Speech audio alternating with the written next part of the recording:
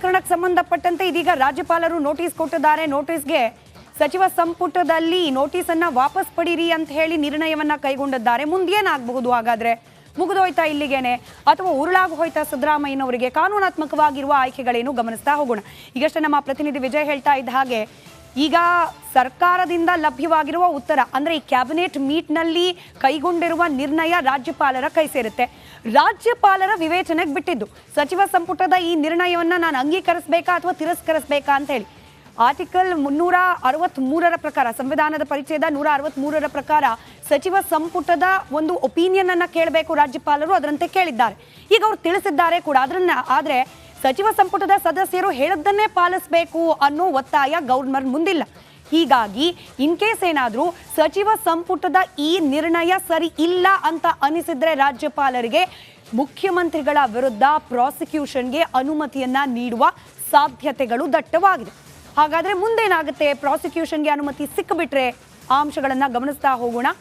ಯಾರು ಈಗ ಪ್ರಾಸಿಕ್ಯೂಷನ್ ಬಗ್ಗೆ ಪ್ರಸ್ತಾಪ ಮಾಡಿದ್ದಾರೆ, ರಾಜ್ಯಪಾಲರ ತನಕ ಹೋಗಿದ್ದಾರೆ, ಸಾಮಾಜಿಕ ಹೋರಾಟಗಾರ ಟಿ.ಜೆ. ಅಬ್ರಹಂ ಅವರು ಪ್ರಾಸಿಕ್ಯೂಷನ್ಗೆ ಅನುಮತಿ ಸಿಕ್ಕ ತಕ್ಷಣ ದೂರನ್ನ ದಾಖಲು ಮಾಡಲಿಕ್ಕೆ ಮುಂದಾಗಬಹುದು. ಅದು ಕೆಲ ತನಿಖಾ ಸಂಸ್ಥೆಗಳ ಮುಂದೆ ಹೋಗ್ಲಿಕ್ಕೂ ಆಯ್ಕೆ ಇದೆ, ಪೊಲೀಸ್ ಸ್ಟೇಷನ್ ಮುಂದೆ ಹೋಗೋ ಆಯ್ಕೆನೂ ಇದೆ, ಅಥವಾ ನ್ಯಾಯಾಲಯಕ್ಕೇನೆ ಡೈರೆಕ್ಟ್ ಆಗಿ ಅಪ್ರೋಚ್ ಮಾಡುವ ಆಯ್ಕೆ ಕೂಡ ಇದೆ. ಕಾನೂನು ತಜ್ಞರು ಹೇಳುವ ಪ್ರಕಾರ ಟಿ.ಜೆ. ಅಬ್ರಹಂ ಅವರು 3 ಮಾರ್ಗವನ್ನು ಅನುಸರಿಸಬಹುದು. ಮುಖ್ಯಮಂತ್ರಿಗಳ ವಿರುದ್ಧವಾಗಿ ಭ್ರಷ್ಟಾಚಾರ ನಿಯಂತ್ರಣ ಕಾಯ್ದೆಯ ಅಡಿಯಲ್ಲಿ ದೂರನ್ನ ದಾಖಲು ಮಾಡಬಹುದು. ಹಾಗೆ ದೂರು ದಾಖಲು ಮಾಡಿದ ಸಂದರ್ಭದಲ್ಲಿ ಆ ದೂರು ನ್ಯಾಯಾಲಯದ ಅಂಗಳಕ್ಕೆ ಹೋಗುತ್ತೆ. ನ್ಯಾಯಾಲಯ ಅದರ ಪೂರ್ವಾಪರವನ್ನ ಪರಿಶೀಲಿಸಿ ಈ ದೂರನ್ನ ಮುಂದುವರಿಸಲಿಕ್ಕೆ ಅಂದ್ರೆ ತನಿಖೆ ಹಂತಕ್ಕೆ ತೆಗೆದುಕೊಂಡು ಹೋಗ್ಲಿಕ್ಕೆ ಅನುಮತಿಯನ್ನ ಕೊಡಬೇಕಾ ಬೇಡವಾ ಅನ್ನೋದನ್ನ ನ್ಯಾಯಾಲಯ ತೀರ್ಮಾನ ಮಾಡುತ್ತೆ. ಇಲ್ಲ ದೂರು ದಾಖಲಾಗಿದ್ದು ಕರೆಕ್ಟ್ ಆಗಿದೆ, ತನಿಖಾ ಸಂಸ್ಥೆ ಇದನ್ನ ಮುಂದುವರಿಸಿಕೊಂಡು ಹೋಗ್ಬೋದು ಅಥವಾ ನ್ಯಾಯಾಂಗ ತನಿಖೆ ಒಳಪಡಿಸಬಹುದು ಅಂತ ಹೇಳಿ ಅನುಮತಿಯನ್ನ ಕೊಟ್ರೆ ಮುಖ್ಯಮಂತ್ರಿ ಸಿದ್ದರಾಮಯ್ಯನವರ ವಿರುದ್ಧ ಪ್ರಕರಣ ದಾಖಲಾಗುತ್ತೆ. ಮುಖ್ಯಮಂತ್ರಿಗಳಿಗೆ ಒಂದು ಲೀಗಲ್ ನೋಟಿಸ್ ಹೋಗುತ್ತೆ. ಈ ವಿಚಾರಕ್ಕೆ ಸಂಬಂಧಪಟ್ಟ ತನಿಖೆಯ ಡೀಟೇಲ್ಸ್ನೊಂದಿಗೆ ನೋಟಿಸ್ ಹೋಗುತ್ತೆ. ಮುಖ್ಯಮಂತ್ರಿಗಳೇನ್ ಮಾಡ್ಬೋದಾಗ? ಮುಖ್ಯಮಂತ್ರಿ ಸಿದ್ದರಾಮಯ್ಯನವರು ಈ ಪ್ರಕರಣಕ್ಕೆ ಸಂಬಂಧಪಟ್ಟಂತೆ ಜಾಮೀನಿಗೆ ಅರ್ಜಿಯನ್ನ ಸಲ್ಲಿಕೆ ಮಾಡಿಕೊಳ್ಳಬಹುದು. ಒಂದು ಆಪ್ಷನ್. ಇದರ ಜೊತೆಗೇನೆ ಇರುವ ಮತ್ತೊಂದು ಆಪ್ಷನ್ ಅಂತಂದ್ರೆ ಇಡೀ ಪ್ರಕರಣವನ್ನ ರದ್ದುಗೊಳಿಸಿ, ಈ ಪ್ರಕರಣವೇ ಅರ್ಹವಿಲ್ಲ, ಸರಿಯಾದ ರೂಪದಲ್ಲ, ಸ್ವರೂಪದಲ್ಲ, ಹೀಗಾಗಿ ಈ ಪ್ರಕರಣವನ್ನೇ ರದ್ದು ಕೋರಿ ಅರ್ಜಿಯನ್ನ ಸಲ್ಲಿಸಬಹುದು. ಒಂದು ಬೇಲ್, ಮತ್ತೊಂದು ಕಡೆ ಇಡೀ ಪ್ರಕರಣವನ್ನ ರದ್ದಿಗೆ ಅರ್ಜಿಯನ್ನ ಸಲ್ಲಿಸಬಹುದು. ಇನ್ನು ಇದರ ಜೊತೆಗೆ ಮತ್ತೊಂದು ವಾದವನ್ನು ಏನು ಮಂಡಿಸಬಹುದು ಮುಖ್ಯಮಂತ್ರಿ ಸಿದ್ದರಾಮಯ್ಯನವರು ಅಂತಂದ್ರೆ, ಈಗ ಆಲ್ರೆಡಿ ಮೂಡಾ ವಿಚಾರಕ್ಕೆ ಸಂಬಂಧಪಟ್ಟಂತೆ ನಿವೃತ್ತ ನ್ಯಾಯಾಧೀಶರ ತನಿಖೆ ನಡೀತಾ ಇದೆ. ಸರ್ಕಾರ ಆಲ್ರೆಡಿ ನಿವೃತ್ತ ನ್ಯಾಯಾಧೀಶರ ತನಿಖೆಗೆ ಅನುಮತಿಯನ್ನ ನೀಡಿದೆ. ಅವ್ರು ತನಿಖೆ ನಡೆಸ್ತಿರ್ಬೇಕಾದ್ರೆ ಪ್ರತ್ಯೇಕವಾಗಿ ಮತ್ತೊಂದು ದೂರು ಯಾಕೆ, ಮತ್ತೊಂದು ತನಿಖೆ ಯಾಕೆ ಅಂತ ಹೇಳಿ ಕೂಡ ನ್ಯಾಯಾಲಯದ ಮುಂದೆ ತಮ್ಮ ವಾದವನ್ನ ಮಂಡಿಸಬಹುದು. ಈ ವಿಚಾರಣೆಯ ಅನಗತ್ಯ, ಆಲ್ರೆಡಿ ವಿಚಾರಣೆ ನಡೀತಾ ಇದೆ ನಿವೃತ್ತ ನ್ಯಾಯಾಧೀಶರ ಆ ಒಂದು ಕಮಿಟಿಯಿಂದ ಅಂತ ಹೇಳಿ ತಮ್ಮ ವಾದವನ್ನು ಮಂಡಿಸಬಹುದು. ಇನ್ನು ನ್ಯಾಯಾಲಯ ಪ್ರಕರಣವನ್ನು ದಾಖಲಿಸಿಕೊಂಡಿದ್ದೇ ಆದಲ್ಲಿ ಇದೆಲ್ಲ ವಿಚಾರಗಳಿಗಿಂತ ಬಹಳ ಮುಖ್ಯವಾಗಿ ಕಾನೂನಾತ್ಮಕ ಸಂಕಷ್ಟ ಮುಖ್ಯಮಂತ್ರಿಗಳಿಗೆ ಎದುರಾಗುತ್ತೆ. ಈಗ ಆಪ್ಷನ್ಸ್ ಅಂತೂ ಇದೆ. ಬೇಲ್ಗೆ ಅಪ್ಲಿಕೇಶನ್ ಹಾಕ್ಬೋದು, ಅಥವಾ ಪ್ರಕರಣವನ್ನೇ ಸ್ಕ್ವಾಶ್ ಮಾಡಿ ಅಂತ ಹೇಳಿ ಅಪ್ಲಿಕೇಶನ್ ಹಾಕಬಹುದು, ಅಥವಾ ತಮ್ಮ ವಾದ ಮಂಡಿಸ್ಬೋದು. ಈಗ ಆಲ್ರೆಡಿ ತನಿಖೆ ನಡೀತಿದೆ ಮತ್ತ್ಯಾಕೆ ಅಂತ ಹೇಳಿ ಅದೆಲ್ಲವನ್ನ ಬದಿಗಿಟ್ಟು ನೋಡಿದಾಗ ಸಾಂವಿಧಾನಿಕವಾಗಿ ಒಬ್ಬ ಮುಖ್ಯಮಂತ್ರಿಯ ವಿರುದ್ಧವಾಗಿ ಒಂದು ಭ್ರಷ್ಟಾಚಾರ ಪ್ರಕರಣದಲ್ಲಿ ತನಿಖೆ ನಡೀತಿರುವಾಗ ನೈತಿಕ ಪ್ರಶ್ನೆ ಹುಟ್ಟುತ್ತೆ. ಮುಖ್ಯಮಂತ್ರಿಯಾಗಿ ಅವರು ಮುಂದುವರಿಬಹುದೇ ಅನ್ನೋ ಪ್ರಶ್ನೆ ಹುಟ್ಟುತ್ತೆ. ಆಗ ಅನಿವಾರ್ಯತೆಗೆ ಸಿಲುಕಿ ರಾಜೀನಾಮೆಯನ್ನ ನೀಡುವ ಹಂತಕ್ಕೆ ತಲುಪಬಹುದು ಅನ್ನೋ ಚರ್ಚೆ ಇದೀಗ ಸದ್ಯಕ್ಕೆ ನಡೀತಾ ಇದೆ. ಇನ್ನು ಇವತ್ತಾದ ಬೆಳವಣಿಗೆಗಳಿಗೆ ಸಂಬಂಧಪಟ್ಟಂತೆ, ಬ್ರೇಕ್ಫಾಸ್ಟ್ ಮೀಟ್ನ ಸಂದರ್ಭದಲ್ಲಾದ ಬೆಳವಣಿಗೆಗಳ ಸಂಬಂಧಪಟ್ಟಂತೆ ಒಂದಷ್ಟು ಅಂಶಗಳನ್ನು ನಿಮ್ಮ ಮುಂದೆ ಇಡ್ತಾ ಹೋಗ್ತೀವಿ. ಮುಖ್ಯಮಂತ್ರಿಗಳು ಹಾಗೆ ಗವರ್ನರ್ನ ಈ ನಡೆ, ನೋಟಿಸ್ ನೀಡುವ ನಡೆ, ಅದಕ್ಕೆ ಪರ್ಯಾಯವಾಗಿ ಏನು ಮಾಡಬಹುದು ಅನ್ನೋ ಪ್ಲಾನಿಂಗ್ ಅನ್ನ ಮಾಡ್ತಿದ್ದಾರೆ ಮುಖ್ಯಮಂತ್ರಿಗಳು ಅನ್ನೋದಕ್ಕೆ ಸಂಬಂಧಪಟ್ಟಂತೆ ಒಂದಷ್ಟು ಅಂಶಗಳು. ರಾಜ್ಯಪಾಲರ ನೋಟಿಸ್ ಬಗ್ಗೆ ಇವತ್ತಿನ ಉಪಹಾರ ಕೂಟದಲ್ಲಿ ಮುಖ್ಯಮಂತ್ರಿ ಸಿದ್ದರಾಮಯ್ಯನವರು ಪ್ರಸ್ತಾಪಿಸಿದ್ದಾರೆ. ಬ್ರೇಕ್ಫಾಸ್ಟ್ ಮೀಟಿಂಗ್ನಲ್ಲಿ ಈ ನೋಟಿಸ್ನದ್ದೇ ಪ್ರಸ್ತಾಪ, ಚರ್ಚೆ. ಮೂಡಾ ವಿಚಾರವಾಗಿ ಸರ್ಕಾರಕ್ಕೆ ರಾಜ್ಯಪಾಲರು ನೋಟಿಸ್ ಕೊಟ್ಟಿದ್ದಾರೆ. ಮೂಡಾ ಸೈಟ್ ಪಡೆಯೋಕೆ ನಾನು ಯಾವುದೇ ರೀತಿ ಪ್ರಭಾವವನ್ನು ಬೀರಿಲ್ಲ ಅಂದರೆ ತಮ್ಮ ಕಲೀಗ್ಸ್ಗೆ, ಸಚಿವ ಸಂಪುಟದ ಇತರೆ ಸಹೋದ್ಯೋಗಿಗಳಿಗೆ, ಇತರೆ ಸಚಿವರುಗಳಿಗೆ ಕನ್ವಿನ್ಸ್ ಮಾಡಿ ಹೇಳಿದ್ದಾರೆ ಬ್ರೇಕ್ಫಾಸ್ಟ್ ಮೀಟಿಂಗ್ನಲ್ಲಿ ಮುಖ್ಯಮಂತ್ರಿಗಳು.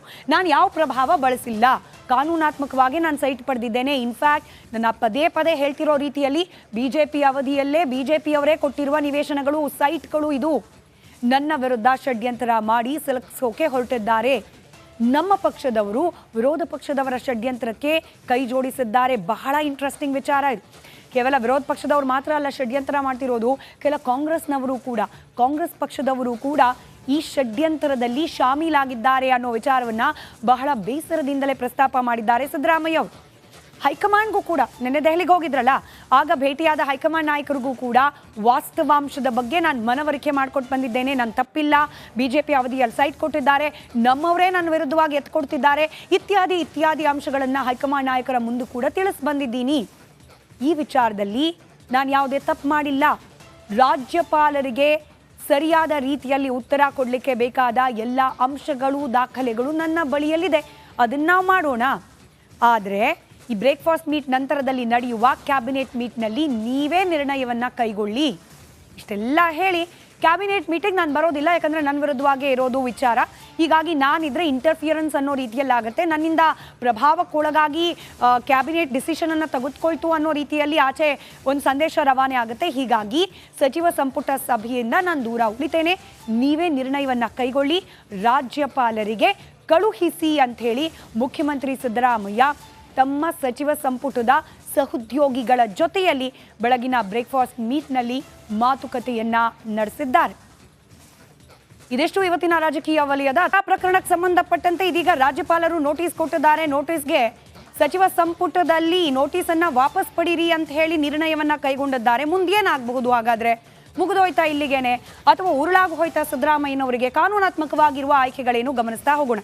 ಈಗಷ್ಟೇ ನಮ್ಮ ಪ್ರತಿನಿಧಿ ವಿಜಯ್ ಹೇಳ್ತಾ ಇದ್ದ ಹಾಗೆ, ಈಗ ಸರ್ಕಾರದಿಂದ ಲಭ್ಯವಾಗಿರುವ ಉತ್ತರ ಅಂದರೆ ಈ ಕ್ಯಾಬಿನೆಟ್ ಮೀಟ್ನಲ್ಲಿ ಕೈಗೊಂಡಿರುವ ನಿರ್ಣಯ ರಾಜ್ಯಪಾಲರ ಕೈ ಸೇರುತ್ತೆ.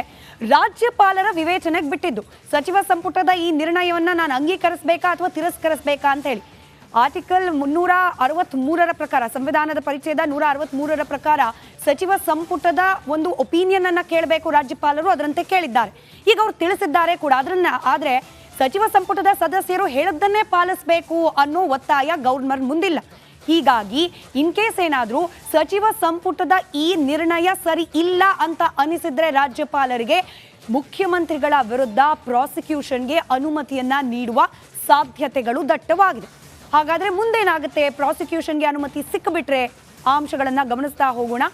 ಯಾರು ಈಗ ಪ್ರಾಸಿಕ್ಯೂಷನ್ ಬಗ್ಗೆ ಪ್ರಸ್ತಾಪ ಮಾಡಿದ್ದಾರೆ, ರಾಜ್ಯಪಾಲರ ತನಕ ಹೋಗಿದ್ದಾರೆ, ಸಾಮಾಜಿಕ ಹೋರಾಟಗಾರ ಟಿ.ಜೆ. ಅಬ್ರಹಂ ಅವರು ಪ್ರಾಸಿಕ್ಯೂಷನ್ಗೆ ಅನುಮತಿ ಸಿಕ್ಕ ತಕ್ಷಣ ದೂರನ್ನ ದಾಖಲು ಮಾಡಲಿಕ್ಕೆ ಮುಂದಾಗಬಹುದು. ಅದು ಕೆಲ ತನಿಖಾ ಸಂಸ್ಥೆಗಳ ಮುಂದೆ ಹೋಗ್ಲಿಕ್ಕೂ ಆಯ್ಕೆ ಇದೆ, ಪೊಲೀಸ್ ಸ್ಟೇಷನ್ ಮುಂದೆ ಹೋಗೋ ಆಯ್ಕೆನೂ ಇದೆ, ಅಥವಾ ನ್ಯಾಯಾಲಯಕ್ಕೇನೆ ಡೈರೆಕ್ಟ್ ಆಗಿ ಅಪ್ರೋಚ್ ಮಾಡುವ ಆಯ್ಕೆ ಕೂಡ ಇದೆ. ಕಾನೂನು ತಜ್ಞರು ಹೇಳುವ ಪ್ರಕಾರ ಟಿ.ಜೆ. ಅಬ್ರಹಂ ಅವರು 3 ಮಾರ್ಗವನ್ನು ಅನುಸರಿಸಬಹುದು. ಮುಖ್ಯಮಂತ್ರಿಗಳ ವಿರುದ್ಧವಾಗಿ ಭ್ರಷ್ಟಾಚಾರ ನಿಯಂತ್ರಣ ಕಾಯ್ದೆಯ ಅಡಿಯಲ್ಲಿ ದೂರನ್ನ ದಾಖಲು ಮಾಡಬಹುದು. ಹಾಗೆ ದೂರು ದಾಖಲು ಮಾಡಿದ ಸಂದರ್ಭದಲ್ಲಿ ಆ ದೂರು ನ್ಯಾಯಾಲಯದ ಅಂಗಳಕ್ಕೆ ಹೋಗುತ್ತೆ. ನ್ಯಾಯಾಲಯ ಅದರ ಪೂರ್ವಾಪರವನ್ನು ಪರಿಶೀಲಿಸಿ ಈ ದೂರನ್ನ ಮುಂದುವರಿಸಲಿಕ್ಕೆ ಅಂದರೆ ತನಿಖೆ ಹಂತಕ್ಕೆ ತೆಗೆದುಕೊಂಡು ಹೋಗಲಿಕ್ಕೆ ಅನುಮತಿಯನ್ನು ಕೊಡಬೇಕಾ ಬೇಡವಾ ಅನ್ನೋದನ್ನ ನ್ಯಾಯಾಲಯ ತೀರ್ಮಾನ ಮಾಡುತ್ತೆ. ಇಲ್ಲ, ದೂರು ದಾಖಲಾಗಿದ್ದು ಕರೆಕ್ಟ್ ಆಗಿದೆ, ತನಿಖಾ ಸಂಸ್ಥೆ ಇದನ್ನು ಮುಂದುವರಿಸ್ಕೊಂಡು ಹೋಗ್ಬೋದು ಅಥವಾ ನ್ಯಾಯಾಂಗ ತನಿಖೆ ಒಳಪಡಿಸಬಹುದು ಅಂತ ಹೇಳಿ ಅನುಮತಿಯನ್ನು ಕೊಟ್ಟರೆ ಮುಖ್ಯಮಂತ್ರಿ ಸಿದ್ದರಾಮಯ್ಯನವರ ವಿರುದ್ಧ ಪ್ರಕರಣ ದಾಖಲಾಗುತ್ತೆ. ಮುಖ್ಯಮಂತ್ರಿಗಳಿಗೆ ಒಂದು ಲೀಗಲ್ ನೋಟಿಸ್ ಹೋಗುತ್ತೆ. ಈ ವಿಚಾರಕ್ಕೆ ಸಂಬಂಧಪಟ್ಟ ತನಿಖೆಯ ಡೀಟೇಲ್ಸ್ನೊಂದಿಗೆ ನೋಟಿಸ್ ಹೋಗುತ್ತೆ. ಮುಖ್ಯಮಂತ್ರಿಗಳೇನು ಮಾಡ್ಬೋದಾಗ? ಮುಖ್ಯಮಂತ್ರಿ ಸಿದ್ದರಾಮಯ್ಯನವರು ಈ ಪ್ರಕರಣಕ್ಕೆ ಸಂಬಂಧಪಟ್ಟಂತೆ ಜಾಮೀನಿಗೆ ಅರ್ಜಿಯನ್ನು ಸಲ್ಲಿಕೆ ಮಾಡಿಕೊಳ್ಳಬಹುದು, ಒಂದು ಆಪ್ಷನ್. ಇದರ ಜೊತೆಗೇನೆ ಇರುವ ಮತ್ತೊಂದು ಆಪ್ಷನ್ ಅಂತಂದರೆ ಇಡೀ ಪ್ರಕರಣವನ್ನು ರದ್ದುಗೊಳಿಸಿ, ಈ ಪ್ರಕರಣವೇ ಅರ್ಹವಿಲ್ಲ, ಸರಿಯಾದ ಸ್ವರೂಪದಲ್ಲ, ಹೀಗಾಗಿ ಈ ಪ್ರಕರಣವನ್ನೇ ರದ್ದು ಕೋರಿ ಅರ್ಜಿಯನ್ನು ಸಲ್ಲಿಸಬಹುದು. ಒಂದು ಬೇಲ್, ಮತ್ತೊಂದು ಕಡೆ ಇಡೀ ಪ್ರಕರಣವನ್ನು ರದ್ದಿಗೆ ಅರ್ಜಿಯನ್ನು ಸಲ್ಲಿಸಬಹುದು. ಇನ್ನು ಇದರ ಜೊತೆಗೆ ಮತ್ತೊಂದು ವಾದವನ್ನು ಏನು ಮಂಡಿಸಬಹುದು ಮುಖ್ಯಮಂತ್ರಿ ಸಿದ್ದರಾಮಯ್ಯನವರು ಅಂತಂದ್ರೆ, ಈಗ ಆಲ್ರೆಡಿ ಮೂಡಾ ವಿಚಾರಕ್ಕೆ ಸಂಬಂಧಪಟ್ಟಂತೆ ನಿವೃತ್ತ ನ್ಯಾಯಾಧೀಶರ ತನಿಖೆ ನಡೀತಾ ಇದೆ. ಸರ್ಕಾರ ಆಲ್ರೆಡಿ ನಿವೃತ್ತ ನ್ಯಾಯಾಧೀಶರ ತನಿಖೆಗೆ ಅನುಮತಿಯನ್ನ ನೀಡಿದೆ. ಅವ್ರು ತನಿಖೆ ನಡೆಸ್ತಿರ್ಬೇಕಾದ್ರೆ ಪ್ರತ್ಯೇಕವಾಗಿ ಮತ್ತೊಂದು ದೂರು ಯಾಕೆ, ಮತ್ತೊಂದು ತನಿಖೆ ಯಾಕೆ ಅಂತ ಹೇಳಿ ಕೂಡ ನ್ಯಾಯಾಲಯದ ಮುಂದೆ ತಮ್ಮ ವಾದವನ್ನ ಮಂಡಿಸಬಹುದು. ಈ ವಿಚಾರಣೆಯ ಅನಗತ್ಯ, ಆಲ್ರೆಡಿ ವಿಚಾರಣೆ ನಡೀತಾ ಇದೆ ನಿವೃತ್ತ ನ್ಯಾಯಾಧೀಶರ ಆ ಒಂದು ಕಮಿಟಿಯಿಂದ ಅಂತ ಹೇಳಿ ತಮ್ಮ ವಾದವನ್ನು ಮಂಡಿಸಬಹುದು. ಇನ್ನು ನ್ಯಾಯಾಲಯ ಪ್ರಕರಣವನ್ನು ದಾಖಲಿಸಿಕೊಂಡಿದ್ದೇ ಆದಲ್ಲಿ ಇದೆಲ್ಲ ವಿಚಾರಗಳಿಗಿಂತ ಬಹಳ ಮುಖ್ಯವಾಗಿ ಕಾನೂನಾತ್ಮಕ ಸಂಕಷ್ಟ ಮುಖ್ಯಮಂತ್ರಿಗಳಿಗೆ ಎದುರಾಗುತ್ತೆ. ಈಗ ಆಪ್ಷನ್ಸ್ ಅಂತೂ ಇದೆ. ಬೇಲ್ಗೆ ಅಪ್ಲಿಕೇಶನ್ ಹಾಕ್ಬೋದು, ಅಥವಾ ಪ್ರಕರಣವನ್ನೇ ಸ್ಕ್ವಾಶ್ ಮಾಡಿ ಅಂತ ಹೇಳಿ ಅಪ್ಲಿಕೇಶನ್ ಹಾಕಬಹುದು, ಅಥವಾ ತಮ್ಮ ವಾದ ಮಂಡಿಸ್ಬೋದು. ಈಗ ಆಲ್ರೆಡಿ ತನಿಖೆ ನಡೀತಿದೆ, ಮತ್ತ್ಯಾಕೆ ಅಂತ ಹೇಳಿ ಅದೆಲ್ಲವನ್ನ ಬದಿಗಿಟ್ಟು ನೋಡಿದಾಗ ಸಾಂವಿಧಾನಿಕವಾಗಿ ಒಬ್ಬ ಮುಖ್ಯಮಂತ್ರಿಯ ವಿರುದ್ಧವಾಗಿ ಒಂದು ಭ್ರಷ್ಟಾಚಾರ ಪ್ರಕರಣದಲ್ಲಿ ತನಿಖೆ ನಡೀತಿರುವಾಗ ನೈತಿಕ ಪ್ರಶ್ನೆ ಹುಟ್ಟುತ್ತೆ. ಮುಖ್ಯಮಂತ್ರಿಯಾಗಿ ಅವರು ಮುಂದುವರಿಬಹುದೇ ಅನ್ನೋ ಪ್ರಶ್ನೆ ಹುಟ್ಟುತ್ತೆ. ಆಗ ಅನಿವಾರ್ಯತೆಗೆ ಸಿಲುಕಿ ರಾಜೀನಾಮೆಯನ್ನ ನೀಡುವ ಹಂತಕ್ಕೆ ತಲುಪಬಹುದು ಅನ್ನೋ ಚರ್ಚೆ ಇದೀಗ ಸದ್ಯಕ್ಕೆ ನಡೀತಾ ಇದೆ. ಇನ್ನು ಇವತ್ತಾದ ಬೆಳವಣಿಗೆಗಳಿಗೆ ಸಂಬಂಧಪಟ್ಟಂತೆ, ಬ್ರೇಕ್ಫಾಸ್ಟ್ ಮೀಟ್ನ ಸಂದರ್ಭದಲ್ಲಾದ ಬೆಳವಣಿಗೆಗಳ ಸಂಬಂಧಪಟ್ಟಂತೆ ಒಂದಷ್ಟು ಅಂಶಗಳನ್ನು ನಿಮ್ಮ ಮುಂದೆ ಹೇಳ್ತಾ ಹೋಗ್ತೀವಿ. ಮುಖ್ಯಮಂತ್ರಿಗಳು ಹಾಗೆ ಗವರ್ನರ್ನ ಈ ನಡೆ, ನೋಟಿಸ್ ನೀಡುವ ನಡೆ, ಅದಕ್ಕೆ ಪರ್ಯಾಯವಾಗಿ ಏನು ಮಾಡಬಹುದು ಅನ್ನೋ ಪ್ಲಾನಿಂಗ್ ಅನ್ನು ಮಾಡ್ತಿದ್ದಾರೆ ಮುಖ್ಯಮಂತ್ರಿಗಳು ಅನ್ನೋದಕ್ಕೆ ಸಂಬಂಧಪಟ್ಟಂತೆ ಒಂದಷ್ಟು ಅಂಶಗಳು. ರಾಜ್ಯಪಾಲರ ನೋಟಿಸ್ ಬಗ್ಗೆ ಇವತ್ತಿನ ಉಪಹಾರ ಕೂಟದಲ್ಲಿ ಮುಖ್ಯಮಂತ್ರಿ ಸಿದ್ದರಾಮಯ್ಯನವರು ಪ್ರಸ್ತಾಪಿಸಿದ್ದಾರೆ. ಬ್ರೇಕ್ಫಾಸ್ಟ್ ಮೀಟಿಂಗ್ನಲ್ಲಿ ಈ ನೋಟಿಸ್ನದ್ದೇ ಪ್ರಸ್ತಾಪ, ಚರ್ಚೆ. ಮುಡಾ ವಿಚಾರವಾಗಿ ಸರ್ಕಾರಕ್ಕೆ ರಾಜ್ಯಪಾಲರು ನೋಟಿಸ್ ಕೊಟ್ಟಿದ್ದಾರೆ. ಮುಡಾ ಸೈಟ್ ಪಡೆಯೋಕೆ ನಾನು ಯಾವುದೇ ರೀತಿ ಪ್ರಭಾವವನ್ನು ಬೀರಿಲ್ಲ, ಅಂದರೆ ತಮ್ಮ ಕಲೀಗ್ಸ್ಗೆ, ಸಚಿವ ಸಂಪುಟದ ಇತರೆ ಸಹೋದ್ಯೋಗಿಗಳಿಗೆ, ಇತರೆ ಸಚಿವರುಗಳಿಗೆ ಕನ್ವಿನ್ಸ್ ಮಾಡಿ ಹೇಳಿದ್ದಾರೆ ಬ್ರೇಕ್ಫಾಸ್ಟ್ ಮೀಟಿಂಗ್ನಲ್ಲಿ ಮುಖ್ಯಮಂತ್ರಿಗಳು. ನಾನು ಯಾವ ಪ್ರಭಾವ ಬಳಸಿಲ್ಲ, ಕಾನೂನಾತ್ಮಕವಾಗಿ ನಾನು ಸೈಟ್ ಪಡೆದಿದ್ದೇನೆ. ಇನ್ಫ್ಯಾಕ್ಟ್ ನನ್ನ ಪದೇ ಪದೇ ಹೇಳ್ತಿರೋ ರೀತಿಯಲ್ಲಿ ಬಿಜೆಪಿ ಅವಧಿಯಲ್ಲೇ ಬಿಜೆಪಿಯವರೇ ಕೊಟ್ಟಿರುವ ನಿವೇಶನಗಳು, ಸೈಟ್ಗಳು, ಇದು ನನ್ನ ವಿರುದ್ಧ ಷಡ್ಯಂತರ ಮಾಡಿ ಸಲಕಿಸೋಕೆ ಹೊರಟಿದ್ದಾರೆ. ನಮ್ಮ ಪಕ್ಷದವರು ವಿರೋಧ ಪಕ್ಷದವರ ಷಡ್ಯಂತ್ರಕ್ಕೆ ಕೈ ಜೋಡಿಸಿದ್ದಾರೆ. ಬಹಳ ಇಂಟ್ರೆಸ್ಟಿಂಗ್ ವಿಚಾರ ಇದು. ಕೇವಲ ವಿರೋಧ ಪಕ್ಷದವರು ಮಾತ್ರ ಅಲ್ಲ ಷಡ್ಯಂತ್ರ ಮಾಡ್ತಿರೋದು, ಕೆಲ ಕಾಂಗ್ರೆಸ್ ಪಕ್ಷದವರು ಕೂಡ ಈ ಷಡ್ಯಂತ್ರದಲ್ಲಿ ಶಾಮೀಲಾಗಿದ್ದಾರೆ ಅನ್ನೋ ವಿಚಾರವನ್ನ ಬಹಳ ಬೇಸರದಿಂದಲೇ ಪ್ರಸ್ತಾಪ ಮಾಡಿದ್ದಾರೆ ಸಿದ್ದರಾಮಯ್ಯ ಅವರು. ಹೈಕಮಾಂಡ್ಗೂ ಕೂಡ ನಿನ್ನೆ ದೆಹಲಿಗೆ ಹೋಗಿದ್ರಲ್ಲ, ಆಗ ಭೇಟಿಯಾದ ಹೈಕಮಾಂಡ್ ನಾಯಕರಿಗೂ ಕೂಡ ವಾಸ್ತವಾಂಶದ ಬಗ್ಗೆ ನಾನು ಮನವರಿಕೆ ಮಾಡ್ಕೊಟ್ಟು ಬಂದಿದ್ದೇನೆ, ನಾನು ತಪ್ಪಿಲ್ಲ, ಬಿಜೆಪಿ ಅವಧಿಯಲ್ಲಿ ಸೈಟ್ ಕೊಟ್ಟಿದ್ದಾರೆ, ನಮ್ಮವರೇ ನನ್ನ ವಿರುದ್ಧವಾಗಿ ಎತ್ಕೊಡ್ತಿದ್ದಾರೆ, ಇತ್ಯಾದಿ ಅಂಶಗಳನ್ನು ಹೈಕಮಾಂಡ್ ನಾಯಕರ ಮುಂದೆ ಕೂಡ ತಿಳಿಸಿ ಬಂದಿದ್ದೀನಿ. ಈ ವಿಚಾರದಲ್ಲಿ ನಾನು ಯಾವುದೇ ತಪ್ಪು ಮಾಡಿಲ್ಲ.